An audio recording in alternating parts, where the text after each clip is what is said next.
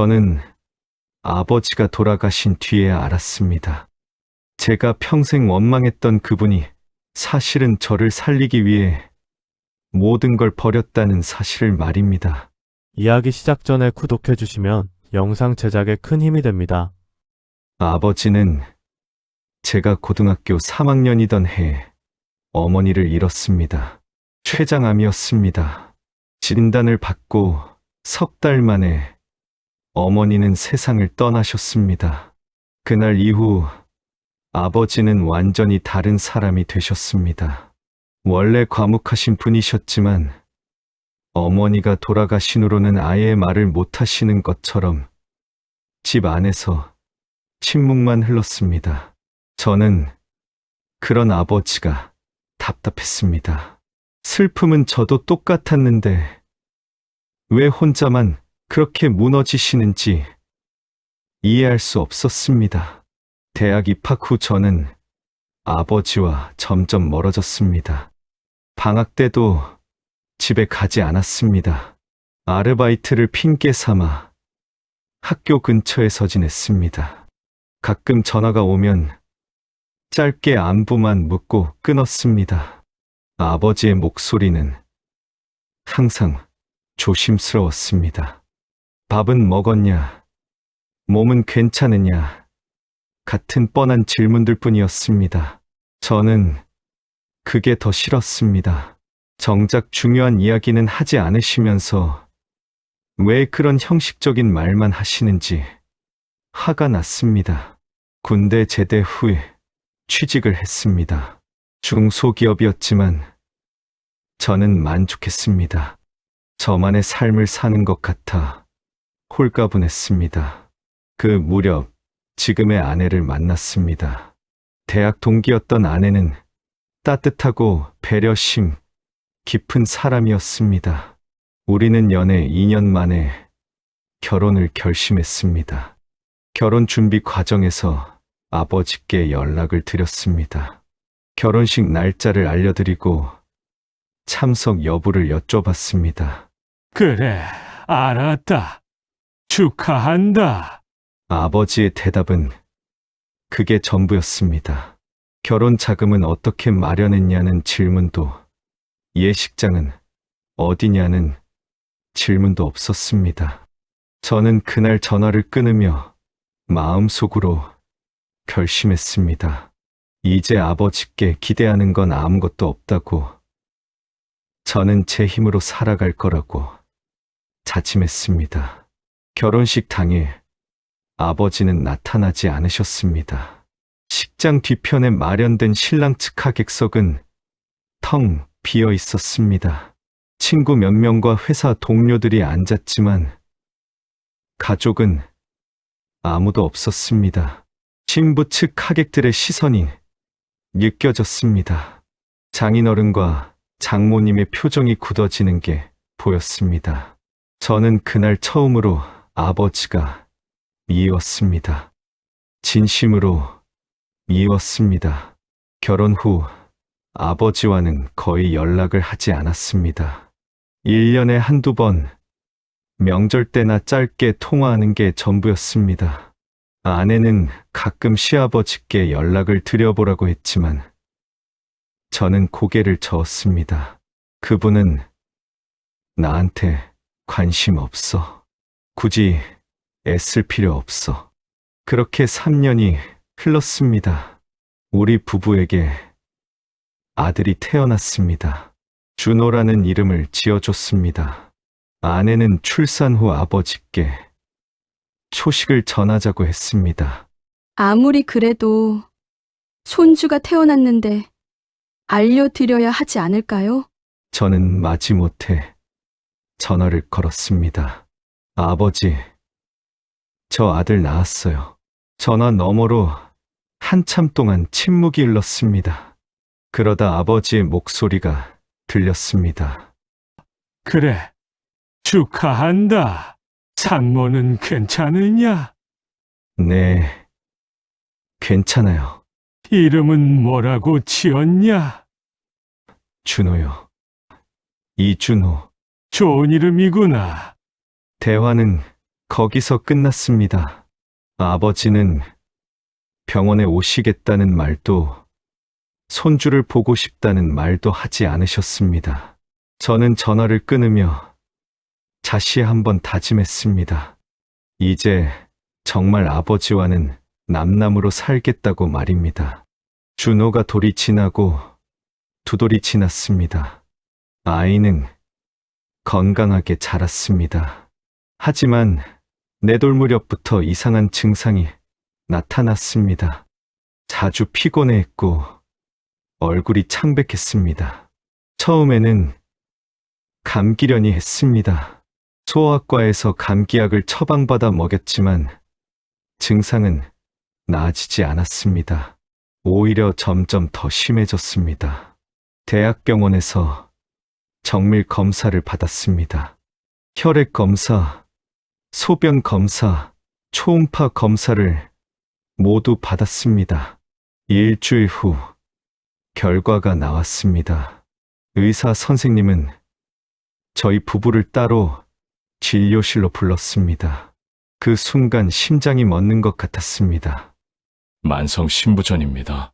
유전성이 의심됩니다. 의사의 말이 귓가에 맴돌았습니다. 만성 신부전, 유전성, 그 단어들이 머릿속에서 빙빙 돌았습니다. 아내는 옆에서 흐느끼기 시작했습니다.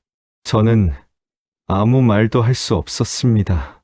지금 당장은 투석이 필요한 단계는 아닙니다. 하지만 계속 악화되면 결국 신장 이식이 필요할 수 있습니다. 가족 중에 신장 질환 병력이 있으신 분이 계신가요? 저는 고개를 저었습니다. 어머니도 아버지도 신장 질환은 없으셨습니다. 아니, 제가 아는 한 없었습니다. 그런데 유전성이라니 어디서 온 병일까요? 그날부터 지옥 같은 나날이 시작됐습니다. 준호는 한 달에 한 번씩 병원에 가야 했습니다. 신장 기능 검사를 받고 약을 처방받았습니다. 검사비와 약값이 만만치 않았습니다.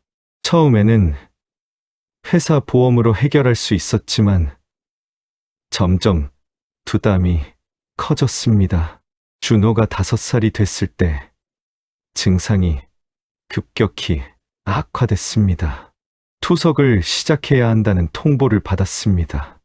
일주일에 3번 병원에 가서 4시간씩 투석을 받아야 했습니다. 아내는 직장을 그만뒀습니다. 준호를 돌보기 위해서였습니다. 매달 병원비가 200만 원 넘게 나왔습니다. 제 월급만으로는 감당할 수 없었습니다. 저는 주말마다 아르바이트를 시작했습니다. 토요일에는 대리운전을, 일요일에는 택배 분류 일을 했습니다. 평일 퇴근 후에는 편의점에서 3시간씩 일했습니다.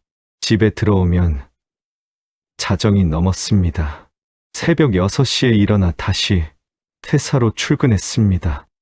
몸은 피곤했지만 쉴 수 없었습니다. 준호의 병원비를 벌어야 했으니까요.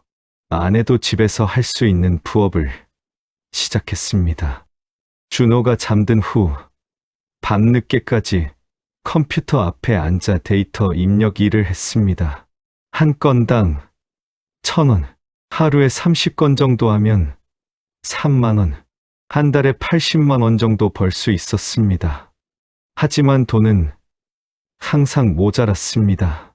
병원비를 내고 나면 생활비가 부족했습니다. 저는 점심을 굶기 시작했습니다. 회사 식당에서 밥을 먹는 대신 편의점에서 1,000원짜리 삼각김밥 하나로 때웠습니다. 그렇게 절약한 돈을 모았습니다. 카드값이 밀리기 시작했습니다. 이번 달 병원비를 내면 다음 달 카드값을 낼 수 없었습니다. 저는 카드사에 전화를 걸어 분할 납부를 요청했습니다. 하지만 이자가 붙었습니다. 빛이 눈덩이처럼 불어났습니다. 아내가 울면서 말했습니다. 여보, 이렇게 사는 게 맞는 걸까요? 당신 너무 힘들어 보여요. 괜찮아. 준호만 건강해지면 돼. 조금만 참자. 하지만 조금이 아니었습니다. 3개월이 지나고 6개월이 지났습니다. 제 몸무게는 10kg이나 빠졌습니다. 회사에서도 제 상태를 걱정하기 시작했습니다. 준수 씨, 얼굴이 안 좋은데 괜찮아요? 네, 괜찮습니다. 괜찮지 않았습니다. 어지러웠습니다. 계단을 오르면 숨이 찼습니다. 하지만 쉴 수 없었습니다. 쉬면 돈을 벌 수 없었으니까요. 그때 저는 생각했습니다. 아버지를 찾아가야 하나, 도움을 청해야 하나. 하지만 자존심이 허락하지 않았습니다. 결혼식에도 오지 않으신 분, 손주가 태어났는데도 한 번 찾아오지 않으신 분, 그분께 손을 벌린다는 게 치욕처럼 느껴졌습니다. 저는 이를 악물고 버텼습니다. 대출도 알아봤습니다. 하지만 신용등급이 낮아져서 은행에서는 대출이 거절됐습니다. 결국 저는 제2금융권에서 대출을 받았습니다. 이자가 높았지만 선택의 여지가 없었습니다.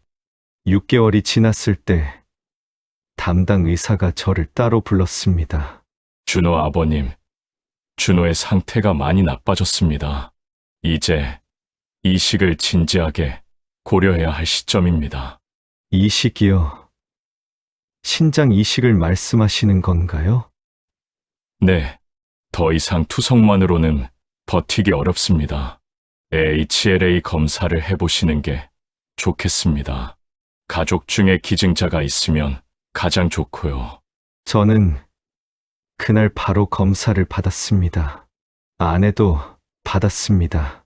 결과는 일주일 후에 나왔습니다. 저는 적합하지 않았습니다. 아내도 마찬가지였습니다. 의사는 고개를 저으며 말했습니다. 다른 가족분도 검사를 받아보시는 게 좋겠습니다. 형제 자매나 부모님은 안 계신가요? 저는 입술을 깨물었습니다. 아버지께 연락을 드려야 했습니다.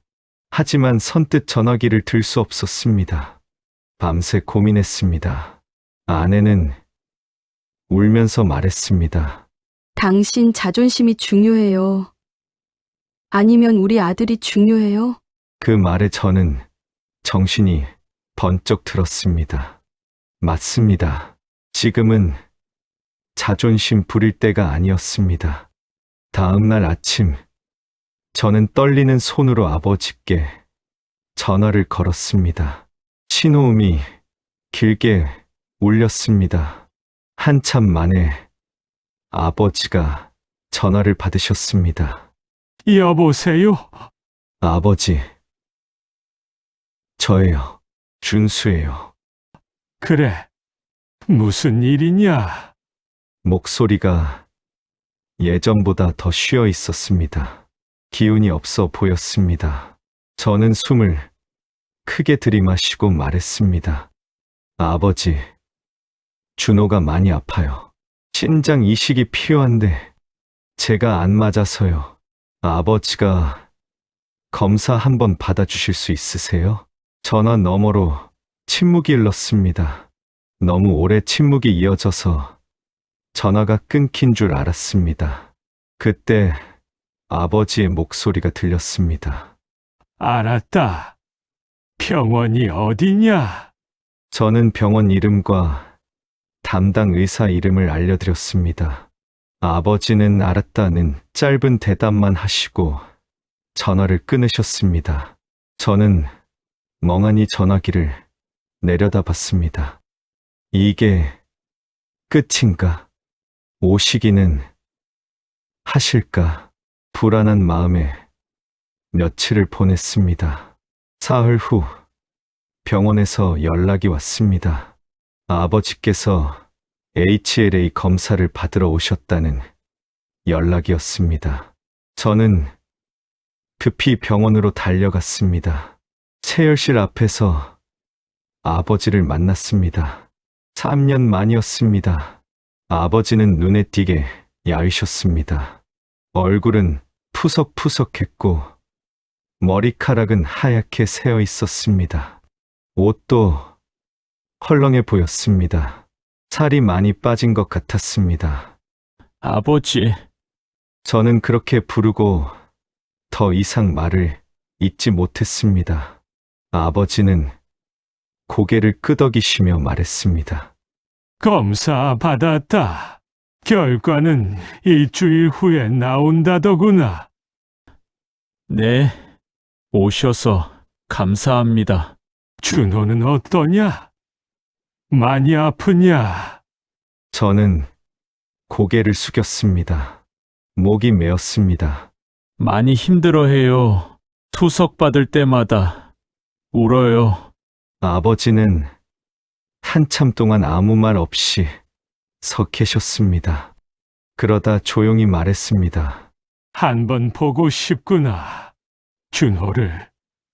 저는 고개를 끄덕였습니다. 우리는 함께 소아과병동으로 갔습니다. 준호는 침대에 누워 있었습니다. 아내가 옆에서 그림책을 읽어주고 있었습니다. 준호는 핏기 없는 얼굴로 가만히 누워 있었습니다. 팔에는 투석을 위한 도관이 삽입되어 있었습니다. 준호야, 제가 부르자 준호가 고개를 돌렸습니다. 그리고 침대 옆에 서 있는 아버지를 봤습니다. 준호는 어리둥절한 표정으로 물었습니다. 아빠, 이 할아버지는 누구예요? 할아버지야, 아빠의 아버지. 할아버지? 준호는 신기한 듯 아버지를 바라봤습니다. 아버지는 침대 가까이 다가가 앉으셨습니다.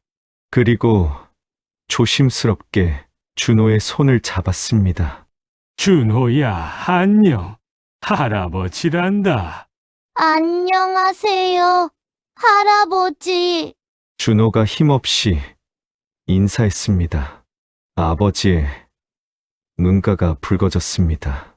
손은 계속 떨렸습니다. 저는 그 모습을 보며 가슴이 먹먹해졌습니다. 아버지는 한참 동안 준호의 손을 잡고 계셨습니다. 아무 말도 하지 않으셨습니다. 그저 손만 꼭 쥐고 계셨습니다. 일주일 후 검사 결과가 나왔습니다. 담당 의사가 저를 불렀습니다. 표정이 밝았습니다. 좋은 소식입니다. 준호 할아버님이 적합합니다. HLA가 거의 완벽하게 일치해요. 저는 안도의 한숨을 내쉬었습니다. 감사했습니다. 정말 감사했습니다. 그런데 의사의 다음 말에 저는 얼어붙었습니다. 그런데 한 가지 문제가 있습니다. 문제요? 할아버님의 신장 기능이 좋지 않습니다. 한쪽 신장이 이미 많이 손상되어 있어요. 그게 무슨 말씀이세요? 할아버님도 만성 신부전을 앓고 계십니다.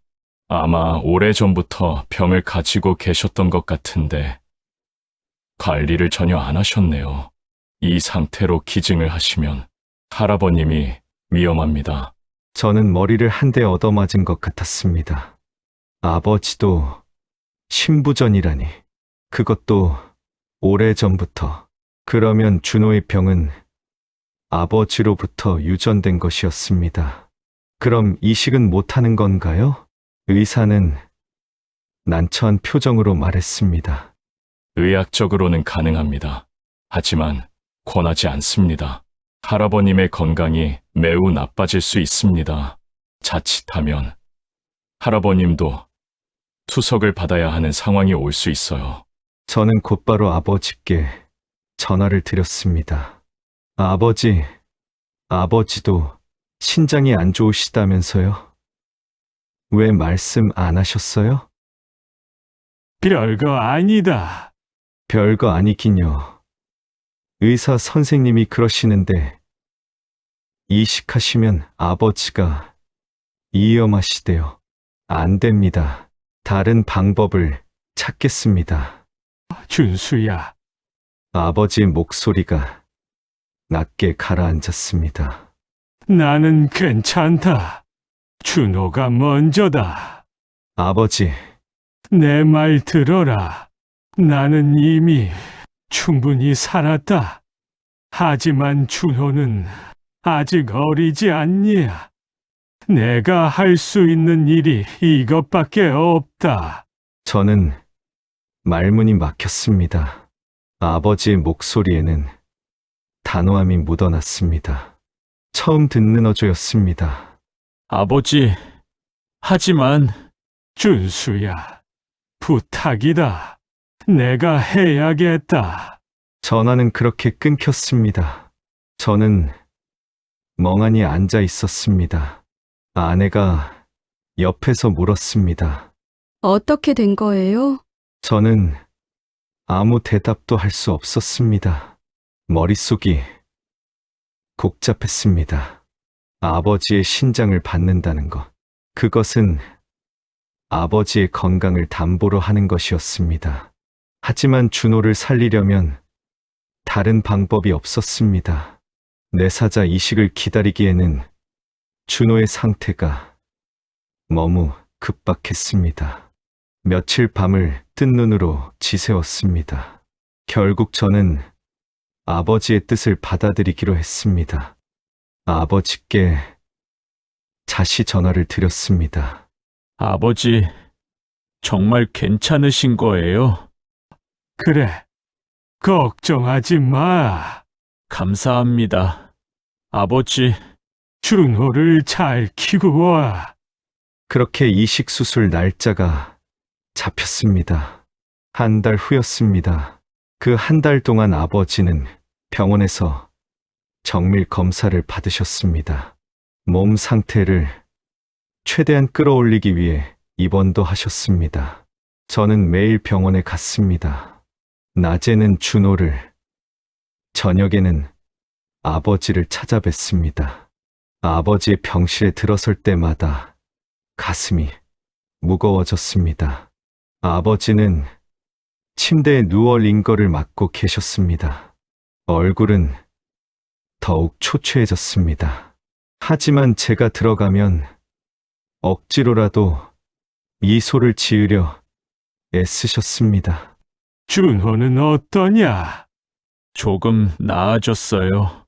아버지 신장 받으면 괜찮아진대요. 그래, 다행이구나. 수술 전날 밤, 아버지가 저를 부르셨습니다. 준수야, 내 방에 낡은 가방이 하나 있다. 수술 끝나고 그걸 가져와. 가방이요? 응, 너한테 줄 게 있어. 무엇인데요? 나중에 알게 될 거다. 저는 고개를 끄덕였습니다. 아버지는 피곤한 듯 눈을 감으셨습니다. 수술 당일 아침이 밝았습니다. 새벽 5시에 병원에서 연락이 왔습니다. 수술 준비를 시작한다는 통보였습니다. 저는 아내와 함께 병원으로 달려갔습니다. 복도에는 아직 어둠이 남아 있었습니다. 수술실 앞 대기실에서 아버지를 기다렸습니다. 아버지가 수술복을 입고 침대에 누워 나오셨습니다. 간호사들이 침대를 밀고 있었습니다. 저는 침대 옆으로 다가갔습니다. 아버지는 저를 보고 희미하게 웃으셨습니다. 준수야, 걱정하지 마. 금방 끝날 거다. 아버지, 조심히 다녀오세요. 준호 잘 부탁한다. 네. 아버지의 침대가 수술실 안으로 들어갔습니다. 수술실 문이 닫혔습니다. 저는 그 앞에 무릎을 꿇고 기도했습니다. 신을 믿지 않는 저였지만 그날만큼은 간절히 빌었습니다. 아버지와 준호 모두 무사하기를, 수술이 성공하기를 말입니다. 1시간 후 준호도 수술실로 들어갔습니다. 준호는 마취제 때문에 이미 잠들어 있었습니다. 창백한 얼굴이 더욱 작아 보였습니다. 아내는 복도에서 주저앉아 울었습니다. 저는 아내를 일으켜 세우고 꼭 안아줬습니다. 괜찮을 거야. 우리 준호. 할아버지, 신장 받으면 건강해질 거야. 아버님은요? 아버님은 괜찮으시겠어요? 괜찮으실 거야.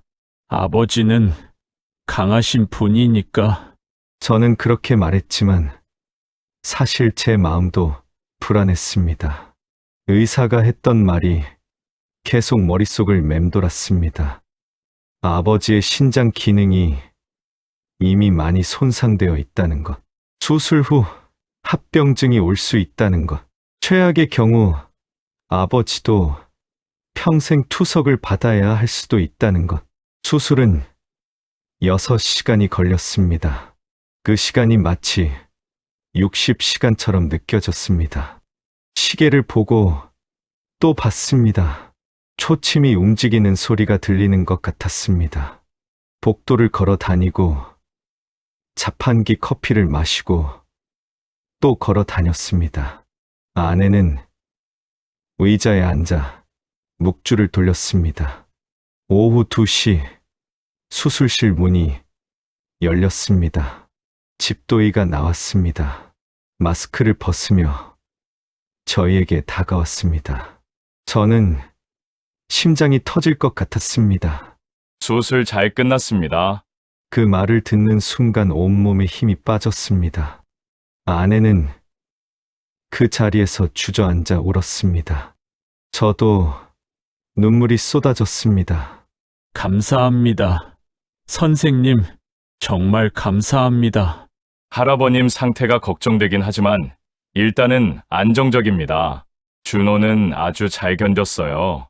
신장도 잘 자리 잡았고요. 앞으로 회복 과정을 잘 지켜봐야겠지만 낙관적입니다. 저는 고개를 숙여 인사했습니다. 의사는 제 어깨를 두드리고 돌아갔습니다.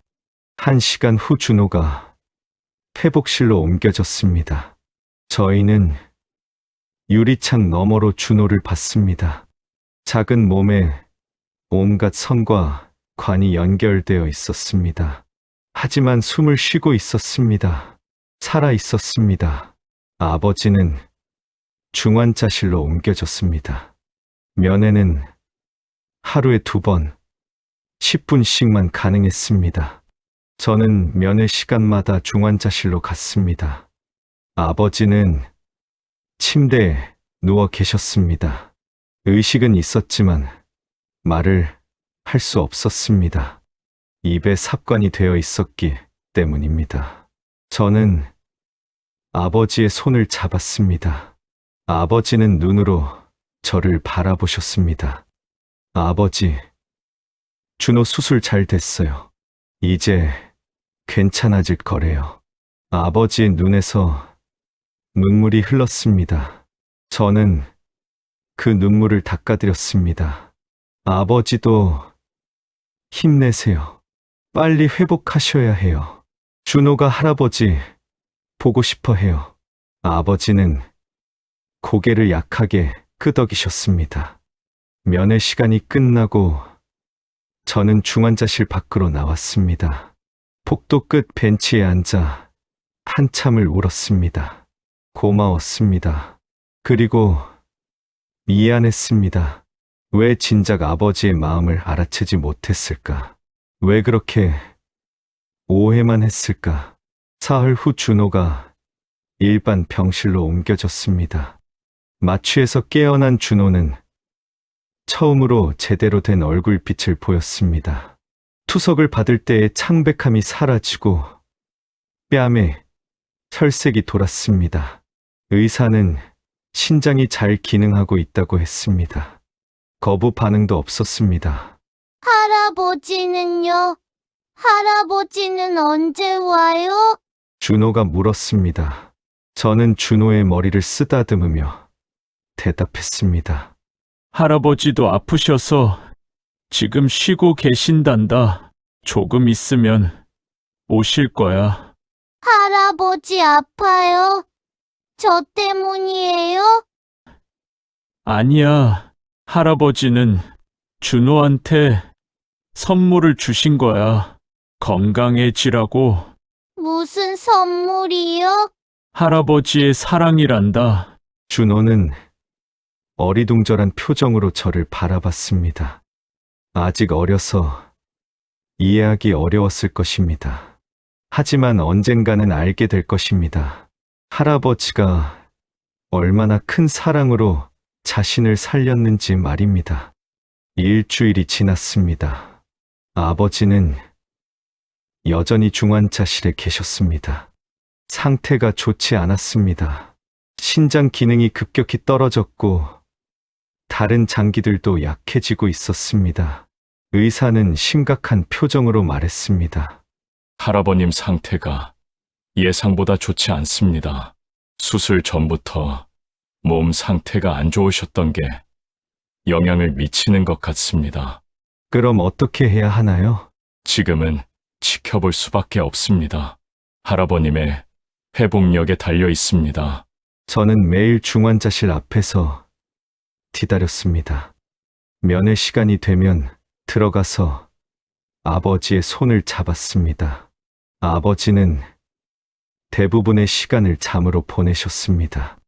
가끔 눈을 뜨실 때가 있었지만 금방 다시 감으셨습니다.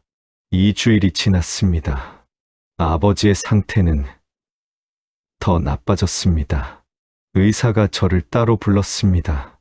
보호자님, 솔직히 말씀드리겠습니다. 할아버님 상태가 많이 안 좋습니다. 각오하셔야 할 것 같습니다. 저는 그 자리에 주저앉을 뻔했습니다. 아니, 이럴 수는 없어. 아버지는 괜찮아지셔야 해. 준호를 살리셨는데 아버지가 돌아가시면 안 돼. 최선을 다하겠지만 준비는 하고 계셔야 합니다. 의사의 말이 귓가에서 맴돌았습니다. 저는 중환자실로 들어갔습니다.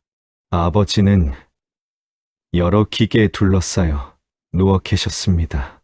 심전도 기계가 규칙적으로 소리를 냈습니다.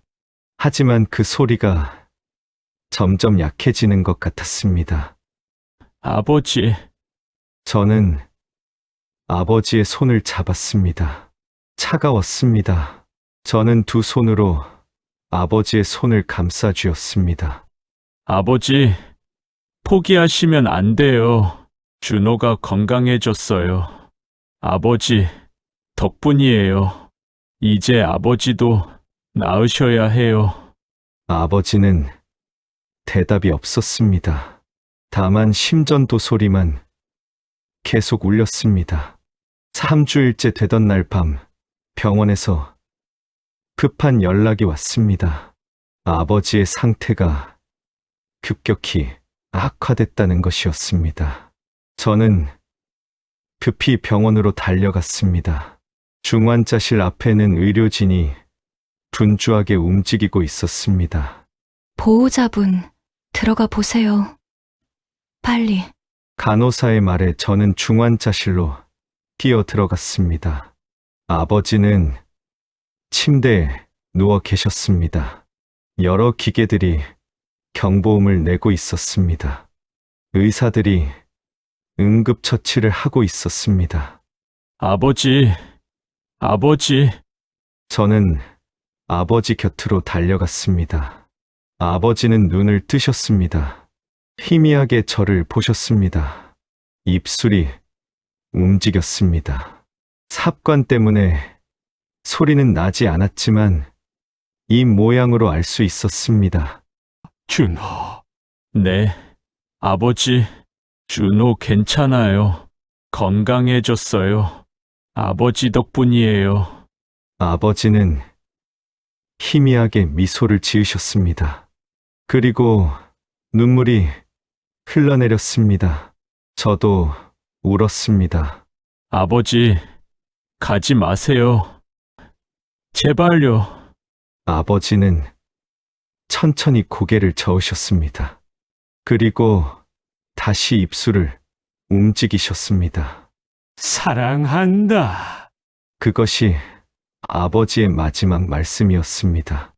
심전도 기계의 소리가 길게 이어졌습니다. 의사가 저를 밀어내고 심폐소생술을 시작했습니다. 하지만 소용없었습니다. 15분 후 의사는 고개를 저었습니다. 오전 3시 27분 임종하셨습니다. 그 순간 제 세상이 무너졌습니다. 저는 아버지의 침대로 달려가 아버지를 껴안았습니다. 아버지, 아버지 안 돼요. 가지 마세요. 하지만 아버지는 대답이 없었습니다. 평화로운 얼굴로 눈을 감고 계셨습니다. 마치 편안히 잠드신 것처럼. 장례식장은 썰렁했습니다. 조문객은 많지 않았습니다. 저와 아내, 그리고 동네에서 아버지를 아시던 몇 분만 오셨습니다. 준호는 아직 병원에 입원 중이라 오지 못했습니다. 장례를 치르는 3일 동안 저는 제대로 먹지도 자지도 못했습니다. 죄책감이 저를 짓눌렀습니다. 아버지를 평생 오해했다는 것, 마지막까지 제대로 된 효도 한번 못했다는 것, 그 모든 것이 저를 괴롭혔습니다. 장례를 마치고 집으로 돌아왔습니다. 그때 저는 문득 아버지가 수술 전에 하셨던 말씀이 떠올랐습니다. 내 방에 낡은 가방이 하나 있다. 그걸 가져가라고 하셨던 것. 저는 아버지 댁으로 갔습니다. 오랜만에 가본 집이었습니다. 현관문을 열자 먼지 냄새가 났습니다. 아버지가 돌아가신 후로 아무도 들어오지 않았던 것입니다. 저는 아버지 방으로 갔습니다. 방은 깔끔하게 정리되어 있었습니다. 침대 옆 책상 위에는 약병들이 놓여 있었습니다. 신장약, 혈압약, 당뇨약, 온갖 약들이 줄지어 있었습니다. 저는 가슴이 아팠습니다. 아버지가 혼자 이 좁은 방에서 얼마나 외롭고 힘드셨을까. 옷장을 열었습니다. 옷가지 사이로 낡은 가방이 보였습니다.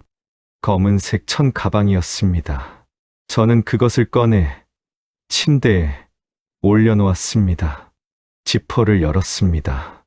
가방 안에는 서류 뭉치가 들어 있었습니다. 그리고 노트 한 권. 저는 서류부터 꺼냈습니다. 병원 진단서들이었습니다. 제일 오래된 것은 15년 전 것이었습니다. 만성 신부전 진단서. 그때부터 아버지는 병을 앓고 계셨던 것입니다. 다른 서류들을 봤습니다. 통장 사본들이었습니다. 거래 내역이 빼곡히 적혀 있었습니다. 저는 숨이 멎었습니다. 아버지의 통장에는 매달 일정 금액이 꾸준히 입금되어 있었습니다. 야간 경비 일을 하신 것 같았습니다. 그리고 그 돈은 대부분 저축되어 있었습니다. 제가 대학 다닐 때부터 시작된 기록이었습니다. 저는 다음 통장을 펼쳤습니다. 적금 통장이었습니다. 15년간 한 번도 빠짐없이 매달 100만 원씩 입금되어 있었습니다. 그리고 만기 금액이 적혀 있었습니다. 2억 3천만 원. 저는 손이 떨렸습니다. 아버지가 15년 동안 이렇게 큰 돈을 모으셨다니. 또 다른 통장도 있었습니다. 이것도 적금 통장이었습니다. 매달 50만 원씩 15년간 만기 금액은 1억 원이었습니다. 아버지는 2개의 적금을 동시에 드셨던 것입니다. 밤낮으로 일하시면서 매달 150만 원씩 저축하셨던 것입니다. 통장 표지에는 메모가 적혀 있었습니다. 첫 번째 통장에는 준수 치료비, 두 번째 통장에는 준수 생활비. 아버지는 제가 언젠가 아플 것을 대비해 15년 동안 돈을 모으신 것이었습니다. 밤마다 경비 일을 하시면서 당신은 약 하나를 아껴 드시면서 또 다른 통장이 있었습니다. 이것은 최근에 만든 것 같았습니다. 통장 표지에는 준호라고 적혀 있었습니다. 제가 준호의 병을 알리고 난 후 아버지는 두 통장의 돈을 모두 이 통장으로 옮기신 것 같았습니다. 손주를 위한 돈으로 바꾸신 것입니다. 잔액은 3억 2천만 원이었습니다. 영수증들도 있었습니다. 병원비, 영수증들이었습니다. 투석비, 검사비, 약값, 상상도 못할 금액이었습니다. 그런데 이상했습니다. 영수증에 적힌 이름이 아버지 이름이 아니었습니다. 이준수, 제 이름이었습니다. 그리고 봉투 하나가 더 있었습니다. 두툼한 봉투였습니다. 저는 떨리는 손으로 봉투를 열었습니다. 안에는 통장과 도장, 그리고 편지 한 통이 들어 있었습니다. 통장을 확인했습니다. 3억 2천만 원이 그대로 들어 있었습니다. 아버지가 준호를 위해 모아두신 돈이었습니다. 편지를 펼쳤습니다. 아버지의 손글씨였습니다. 준수야, 이 돈은 내가 쓰렴. 준호 병원비로 쓰고 남은 돈은 준호 교육비로 쓰렴. 그리고 내 빚도 갚고 너희 가족이 편하게 살 수 있게 쓰렴. 내가 평생 모은 돈이란다. 너와 준호를 위해 모은 돈이야. 아비가 해줄 수 있는 건 이것뿐이구나. 미안하다. 그리고 사랑한다. 저는 손이 떨렸습니다. 이게 무슨 뜻일까? 왜 제 이름으로 병원비가 나간 것일까? 저는 급히 다른 서류들을 뒤졌습니다. 그리고 한 장의 문서를 발견했습니다. 유전자 검사 결과지였습니다. 15년 전에 받은 검사였습니다. 거기에는 이렇게 적혀 있었습니다. 이준수 씨의 유전자 검사 결과 다낭성 신장질환 유전자가 발견되었습니다. 향후 신장질환 발병 가능성이 매우 높습니다. 정기적인 검진과 예방적 치료를 권장합니다. 저는 그 자리에 주저앉았습니다. 아버지는 15년 전에 이미 아셨던 것입니다.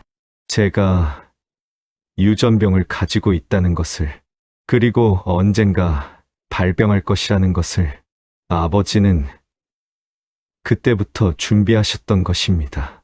저는 떨리는 손으로 노트를 펼쳤습니다. 아버지의 일기였습니다. 첫 페이지를 넘겼습니다.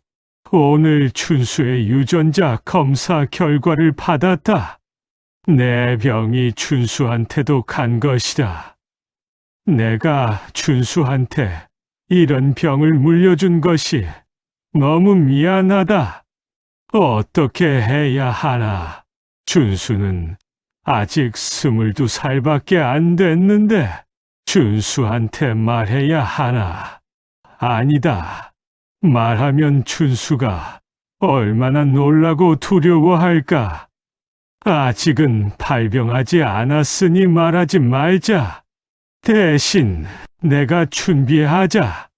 준수가 아플 때를 대비해서 돈을 모으자. 신장 이식 비용을 준비하자. 눈물이 쏟아졌습니다. 저는 다음 장을 넘겼습니다. 오늘부터 투석을 시작했다. 생각보다 힘들다. 일주일에 3번, 4시간씩 투석을 받고 나면 온몸에 기운이 하나도 없다. 하지만 참아야지. 준수를 위해서. 준수의 결혼식이 다음 달인데 가고 싶다. 너무너무 가고 싶다. 하지만 결혼식 날이 투석 받는 날이다. 날짜를 바꾸면 되지 않냐고 의사한테 물어봤다. 안 된다고 한다. 스케줄을 바꾸면 큰일 난다고. 어쩔 수 없다. 준수한테 미안하지만 가지 못하겠다. 대신 축의금이라도 넉넉히 보내야지. 다음 장을 넘겼습니다. 오늘 준수한테서 전화가 왔다.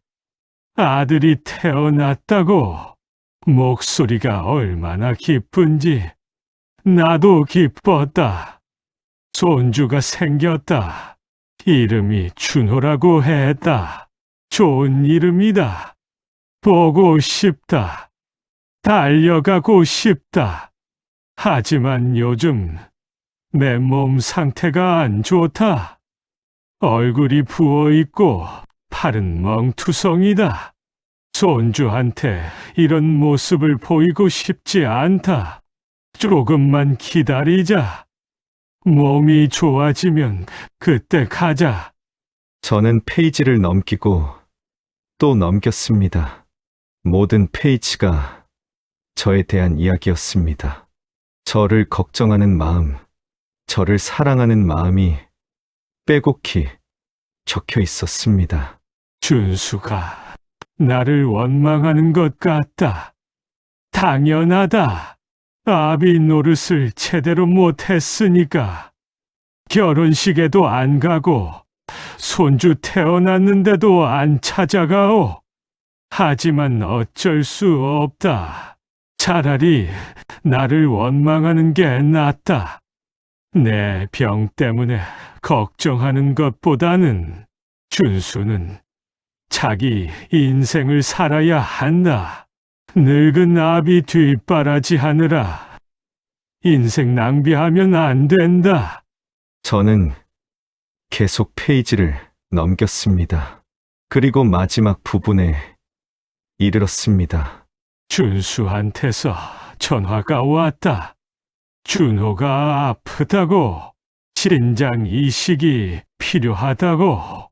내 심장이 멎는 줄 알았다. 준호한테도 이 병이 간 것이다. 준수에게서 준호에게로. 이게 다 내 탓이다. 내가 이 병을 만들어서 대물림한 것이다. 미안하다. 준수야, 준호야, 정말 미안하다. 하지만 다행이다. 내가 할 수 있는 일이 생겼다. 내 신장을 줄 수 있다. 의사는 내 몸 상태가 안 좋다고 했다. 위험하다고 했다. 하지만 상관없다. 준호를 살릴 수 있다면 내 목숨이라도 기꺼이 준다. 이것이 내가 할 수 있는 마지막 아비 노릇이다. 준수야, 미안하다. 그리고 사랑한다. 준호를 잘 키워다오. 할아버지가 못해준 사랑을 내가 대신 해주렴. 준호가 크면 이 일기를 보여주렴. 할아버지가 얼마나 준호를 사랑했는지, 그리고 너를 얼마나 사랑했는지. 만약 내가 수술에서 깨어나지 못하더라도 슬퍼하지 마. 나는 행복했다. 너와 준호를 지킬 수 있어서. 이것이 내가 바라던 것이었다. 사랑한다, 준수야. 영원히 사랑한다. 저는 노트를 꼭 안고 울었습니다. 바닥에 엎드려 목 놓아 울었습니다. 아버지, 아버지. 저는 한 번도 제대로 아버지를 이해하지 못했습니다. 아버지의 침묵은 무관심이 아니었습니다. 사랑이었습니다. 아버지의 부재는 방치가 아니었습니다. 보호였습니다. 저는 일기장과 서류들, 그리고 통장을 모두 가방에 넣고 집으로 돌아왔습니다. 아내에게 모든 것을 보여줬습니다. 아내도 울었습니다. 여보, 아버님이 이렇게까지. 맞아. 나는 정말 아무것도 몰랐어. 아버지를 오해만 했어. 다음 날, 저는 병원 원무과로 갔습니다. 쌓여있던 준호의 병원비를 모두 정산했습니다. 투석비, 검사비, 수술비까지 총 5천만 원이 넘는 금액이었습니다. 아버지가 남겨주신 돈으로 모두 해결할 수 있었습니다. 원무과 직원이 말했습니다. 다행히 할아버님 수술비는 보험 처리가 되어서 별도로 청구되는 건 없습니다. 준호군 앞으로 남은 병원비만 정산하시면 됩니다. 감사합니다. 저는 영수증을 받아들었습니다. 그동안 저를 짓눌렀던 빚에 대한 걱정이 한순간에 사라졌습니다. 그날 오후, 저는 은행과 카드사를 돌아다니며 모든 빚을 갚았습니다. 제2금융권 대출 3천만 원, 카드 빚 2천만 원, 모두 일시불로 상환했습니다. 통장에서 돈이 빠져나갈 때마다 가슴이 뻥 뚫리는 기분이었습니다. 은행 직원이 말했습니다. 고객님, 대출 전액 상환되셨습니다. 신용등급도 곧 회복될 겁니다. 감사합니다. 저는 은행을 나오며 하늘을 올려다봤습니다. 구름 사이로 햇살이 비쳤습니다. 아버지가 미소 짓고 계신 것 같았습니다. 집으로 돌아와 계산을 해봤습니다. 병원비 5천만 원, 대출 상환 3천만 원, 카드 빚 2천만 원, 총 1억 원을 쓰고 2억 2천만 원이 남았습니다. 병실로 돌아오자 아내가 물었습니다. 병원비 다 해결됐어요? 응, 다 정산했어. 그리고 빚도 다 갚았어. 은행 대출, 카드 빚 전부. 정말요? 그럼 이제 우리 빚이 하나도 없어. 그리고 앞으로 준호 약값이나 정기 검진 비용도 걱정 없을 것 같아. 교육비도 충분히 마련됐어. 아내의 눈에서 눈물이 흘러내렸습니다. 여보, 정말 이제 당신 아르바이트 안 해도 되는 거예요? 그래, 이제 주말에는 가족과 함께 있을 수 있어. 아버님께 정말 감사드려야 해요. 우리 가족을 이렇게까지 생각해 주시다니. 저는 고개를 끄덕였습니다. 눈물이 또 흘렀습니다. 준호는 침대에 앉아 있었습니다. 많이 건강해진 모습이었습니다. 아빠, 준호가 환하게 웃으며 손을 흔들었습니다. 저는 준호를 꼭 안아줬습니다. 준호야, 아빠가 할 이야기가 있어. 뭔데요? 저는 준호에게 모든 것을 이야기해 줬습니다.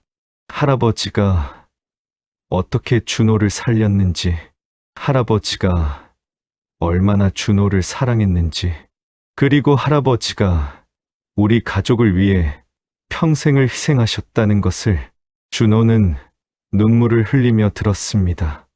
할아버지, 저 때문에 돌아가신 거예요? 아니야. 할아버지는 준호를 살리고 싶어 하셨어. 그게 할아버지의 선택이었단다. 저는 할아버지한테 감사하다는 말도 못했어요. 괜찮아. 할아버지는 알고 계실 거야. 준호가 할아버지를 사랑한다는 걸. 우리는 한참을 그렇게 안고 울었습니다. 일주일 후 준호가 퇴원했습니다. 건강한 모습으로 집으로 돌아왔습니다. 그날 저녁, 저는 가족 회의를 했습니다. 준호야, 그리고 여보, 우리 이제 새로 시작하자. 아버지가 우리를 위해 남겨주신 것이 있어. 저는 아버지의 통장과 편지를 보여줬습니다. 아내는 눈을 크게 떴습니다. 이게 3억이요? 응, 아버지가 15년 동안 모으신 돈이야. 병원비랑 빚 다 갚고 2억 2천만 원이 남았어. 여보, 준호 교육비로 1억 원은 따로 적금 들었어. 나머지 1억 2천만 원은 우리 생활비랑 비상금으로 쓰려고. 정말 아버님이 이렇게까지. 그리고 나도 더 이상 주말 아르바이트 안 해도 돼. 편의점 야간 근무도 그만뒀어. 아버지 덕분에 빚도 없고 당분간은 경제적으로 여유가 생겼어. 이제 가족과 함께 시간을 보낼 수 있어. 준호가 물었습니다. 아빠, 그럼 이제 매일 저녁에 집에 와요? 그럼 매일 집에 와서 준호랑 놀아줄 수 있어. 와, 좋아요. 준호가 환하게 웃었습니다. 저는 준호를 안아 올렸습니다. 그날부터 우리 집은 완전히 달라졌습니다. 경제적 압박에서 벗어나니 집안 분위기도 밝아졌습니다.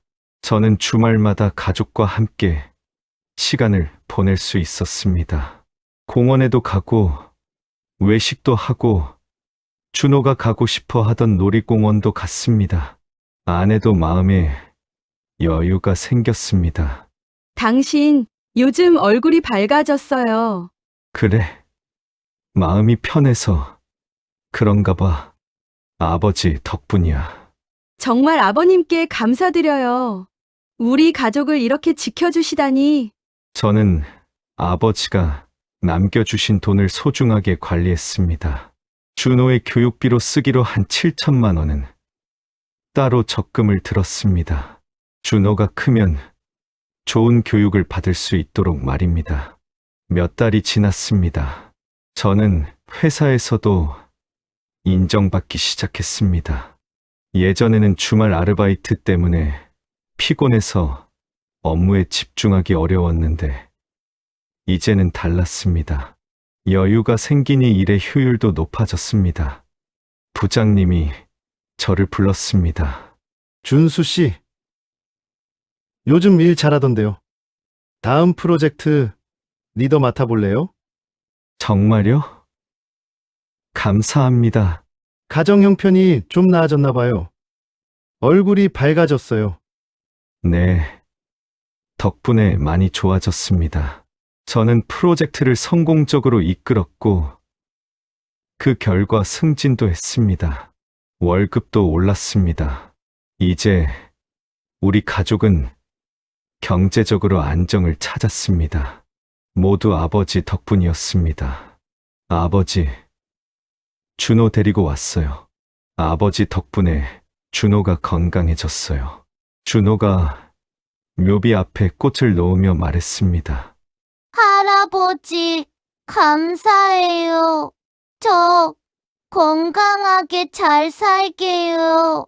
할아버지처럼 다른 사람을 도와주는 사람이 될게요.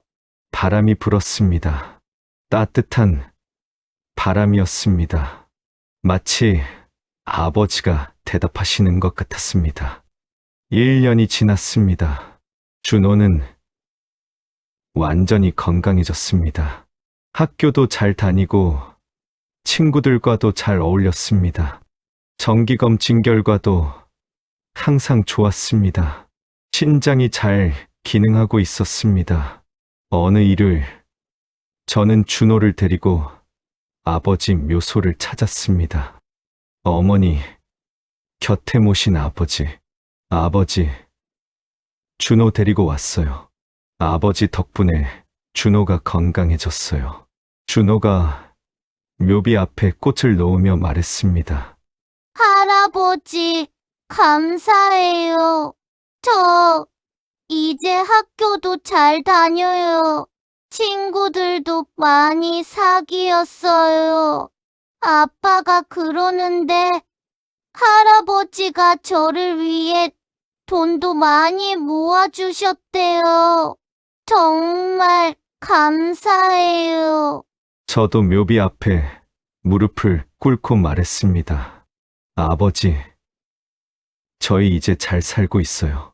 아버지가 남겨주신 돈 덕분에 병원비 걱정도 없어졌고 빚도 다 갚았어요. 준호 교육비도 마련했고 생활도 안정됐어요. 제가 승진도 했어요. 이제 경제적으로 정말 편안해졌어요. 다 아버지 덕분이에요. 아버지가 밤마다 경비 일 하시면서 당신은 한 끼도 제대로 못 드시면서 모으신 그 3억, 저희는 정말 소중하게 쓰고 있어요. 한 푼도 함부로 쓰지 않겠습니다. 아버지의 사랑이 담긴 돈이니까요. 아버지, 저희는 아버지의 가르침대로 살고 있습니다.